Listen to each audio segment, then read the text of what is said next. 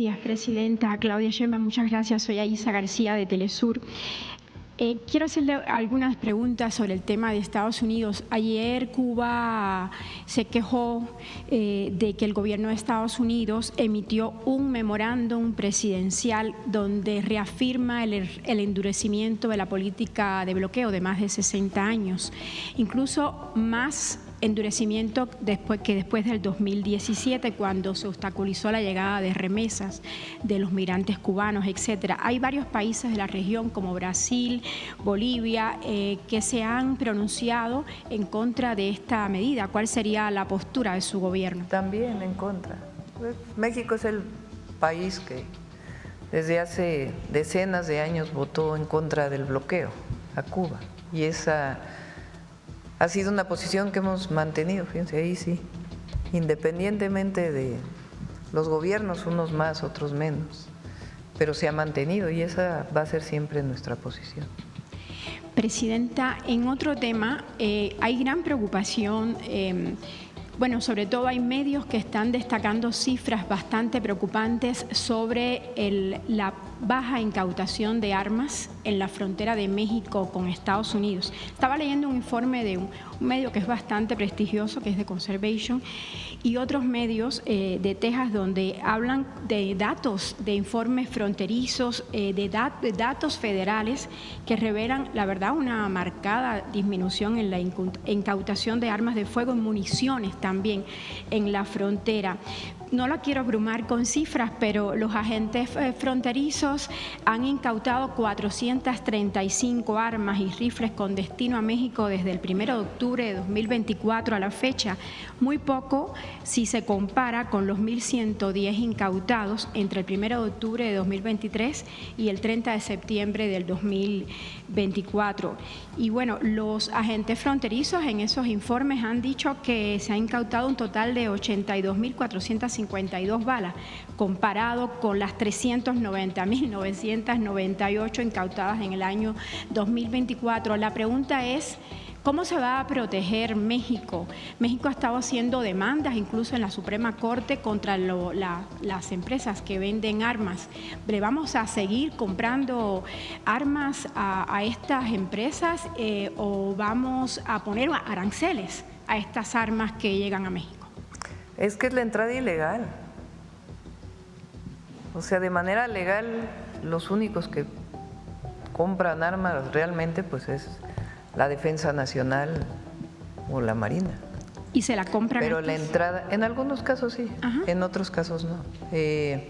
Pero hay muchas armas incluso que se fabrican aquí en México, en los propios talleres de la Defensa Nacional.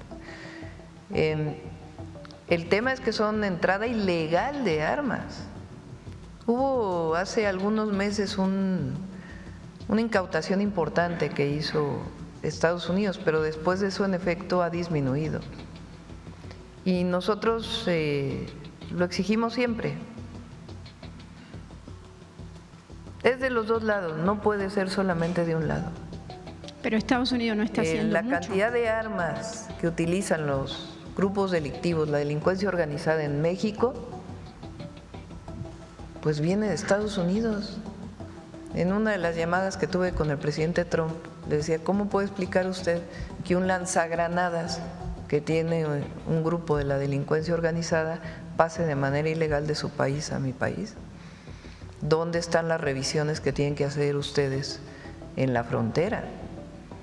Pareciera y eso que solo lo vamos a seguir defendiendo. Aquí pues hacemos nuestro trabajo, pero ellos tienen que hacerlo, así como nosotros disminuimos el paso de drogas, particularmente las sintéticas, aunque no solo, particularmente el fentanilo, y se ha reducido de manera importante.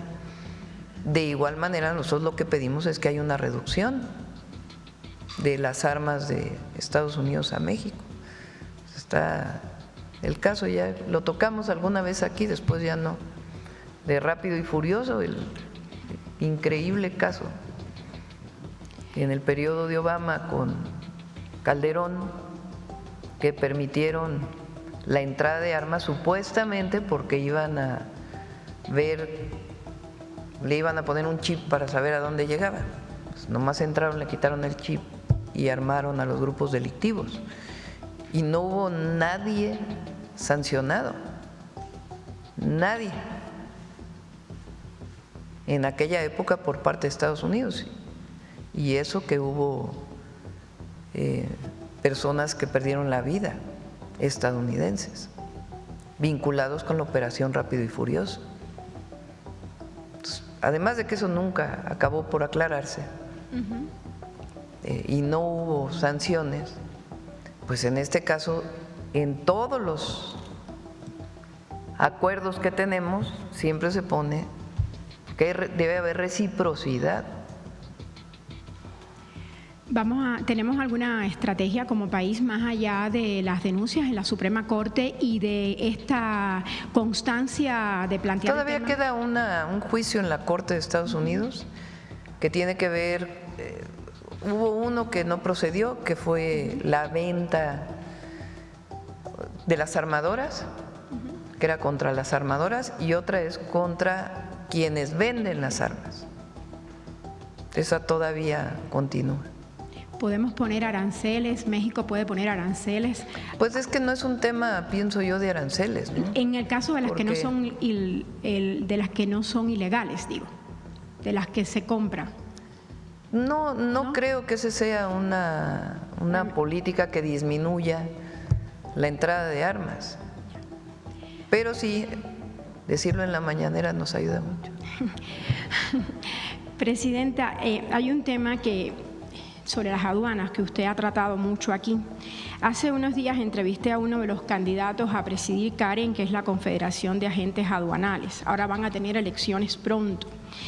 Y entrevisté a Claudio Silva Gelso y él destacó la necesidad de prácticas de autorregulación, transparencia y de integridad por el bien del país. Y me llamó la atención porque son palabras que también aquí se repiten en el tema de los aduaneros. Para usted, ¿cuál sería la imagen adecuada, necesaria o que beneficie al país en términos de cómo debe ser un agente aduanal?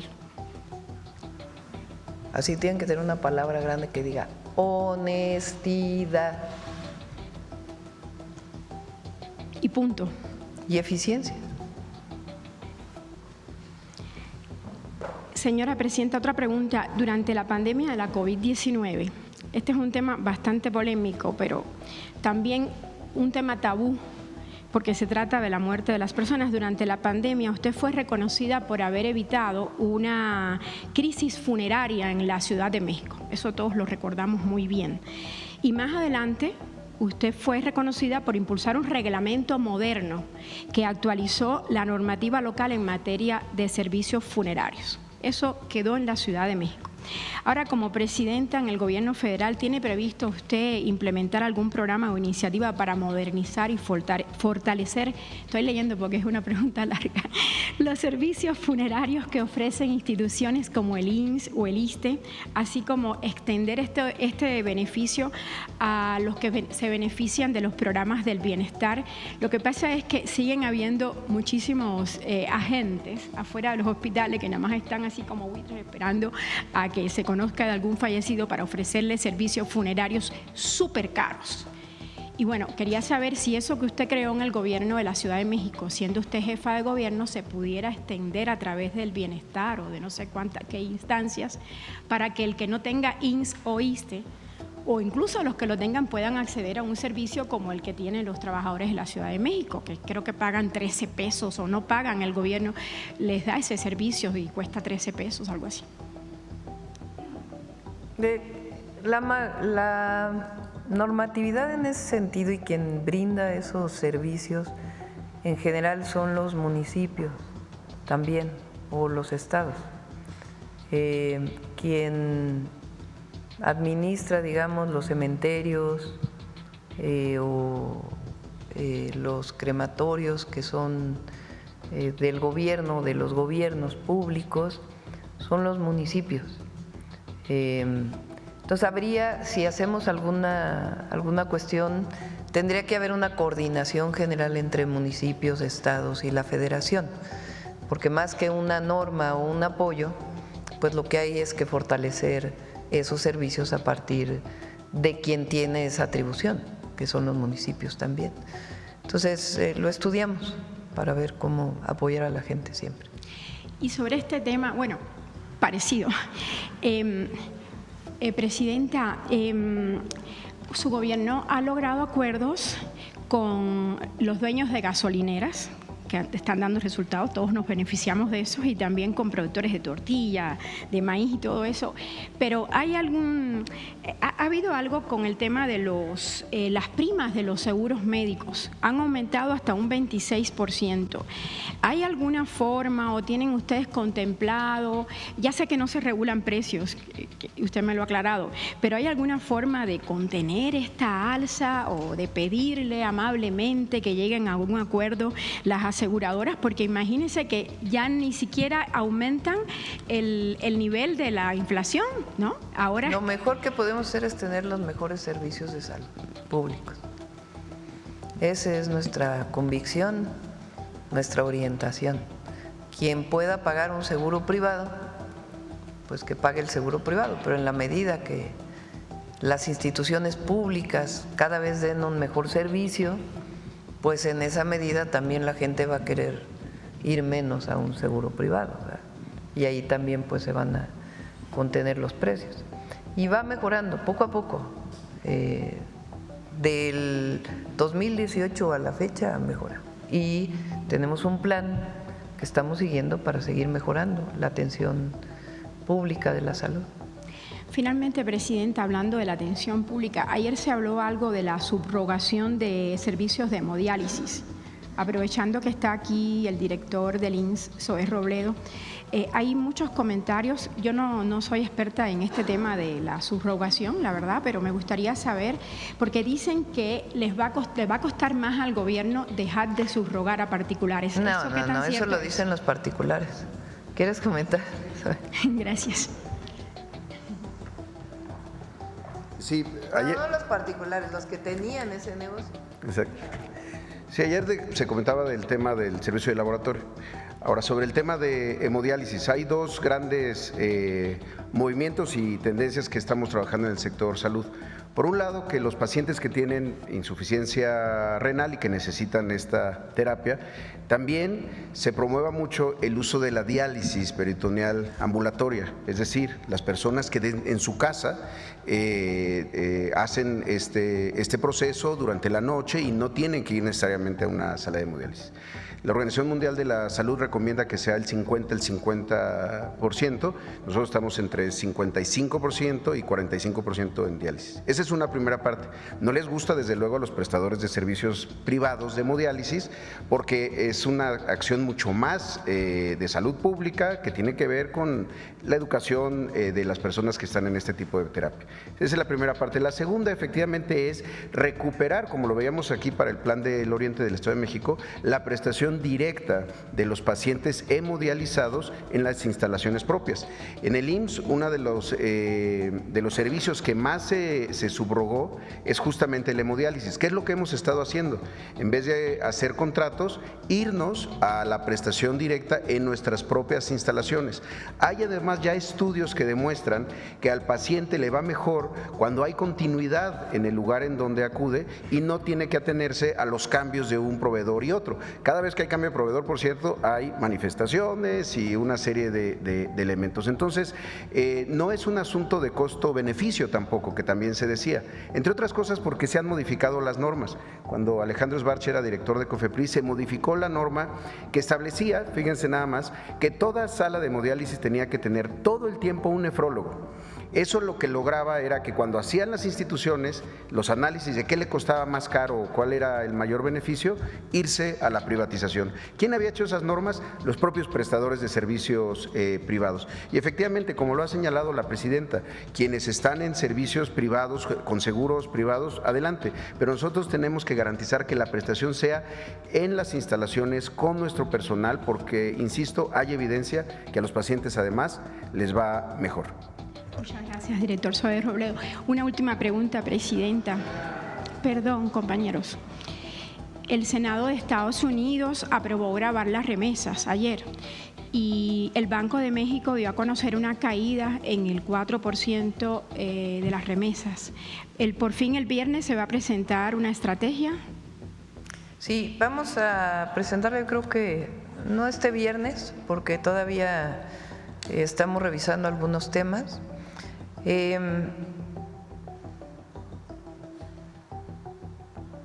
Lo voy a leer, es una nota de Secretaría de Hacienda. México recibió 5.360 millones de dólares en remesas. Subieron 4.2% respecto del mes anterior en cifras desestacionalizadas. Respecto al dato del 2024 sí es menor, pero hubo una caída muy importante en mayo de las remesas. La razón principal es que muchos de nuestros paisanos, por lo menos es la estimada, dejaron de ir a trabajar durante cierto tiempo y hubo una caída por diversas razones, entre otras también pues la persecución en algunas zonas de Estados Unidos. En junio aumentaron respecto a mayo, todavía son menores del 2024, pero nosotros creemos que van a seguir aumentando con la plática que tenemos con organizaciones de allá, con nuestros propios paisanos y los consulados.